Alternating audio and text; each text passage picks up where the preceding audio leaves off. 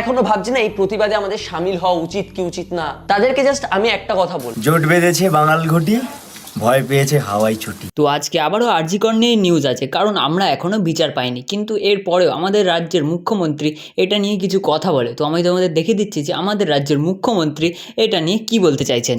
তো আর ফিরে আসবে না। ওর নামে যদি আপনারা কিছু করতে চান করতে পারেন, যা টাকা লাগবে আমি দেব। হ্যাঁ, আমরা 10 লক্ষ টাকা তো দিতেই পারি পরিবারকে।